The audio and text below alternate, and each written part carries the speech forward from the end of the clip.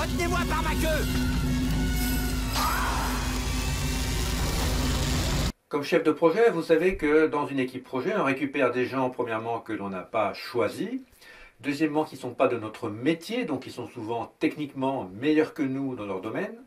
Et troisièmement, sur qui nous n'avons aucun pouvoir hiérarchique. La question est donc de savoir comment on fait pour faire marcher cette équipe lorsqu'on se retrouve face à un sponsor visionnaire. Vers l'infini et au-delà! Un chef de projet pragmatique. J-O-U-E-T, jouet. Oh, pardonne-moi, mais je crois plutôt que tu veux dire ranger de l'espace, me trompe-je? En fait, ce que je voudrais dire, je ne peux pas le dire en présence de jouets pour le premier âge. Un équipier consensuel. Pas vrai, Rex? Quoi moi j'ai horreur de prendre parti. Un équipier rebelle. Dis pas ce que ça va, eh ben non, Dabigoudi, moi ça me suffit. Ou dis, Un équipier coopératif. il nous a jamais raconté de bobards. Un équipier demandant un peu plus d'attention que les autres. Oh Woody, je voulais te remercier d'avoir sauvé mes moutons. Oh, ça? Oh, voyons, c'était rien. Et un équipier qui est proche de ses sous. Comment faire une équipe qui fonctionne? C'est assez simple et assez compliqué à la fois. Alors il faut commencer par les bonnes pratiques de conduite de projet, ce que vous allez apprendre en formation, et ça reste utile. Comment animer efficacement une réunion de projet? Ça va quand même contribuer fortement à votre crédibilité et au fait que l'équipe fonctionne. Allô, et comme ça c'est mieux? Oui?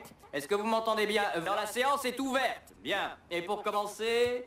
Ah oui. Mais ensuite, vous allez devoir vous intéresser à la psychologie des différents acteurs, de votre sponsor, de vos équipiers et éventuellement des stakeholders. Comment ça va, Rex? Je t'ai fait peur? Non, sincèrement. Tu as presque failli me faire peur. Oh, je m'entraîne. Je voudrais être horrifique, mais j'y arrive pas. J'ai juste l'impression d'être soporifique.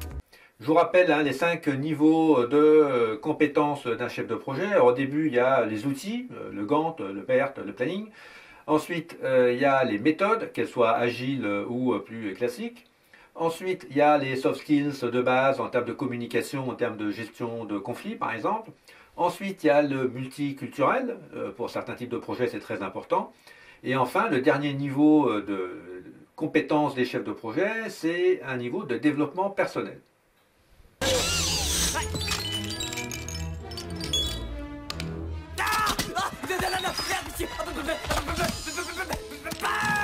Sur ce dernier niveau, même si ce n'est pas votre penchant naturel, je vous invite, en l'occurrence c'est le moment, à suivre la série La psychologie pour les chefs de projet que je propose sur LinkedIn et qui a pour objectif de vous aider à appréhender les premiers niveaux qui vous permettront de mieux comprendre vos équipiers, de mieux comprendre votre fonctionnement et donc de devenir un chef de projet beaucoup plus performant pour vous et votre équipe.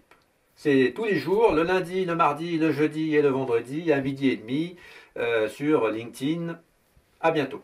Quel ressort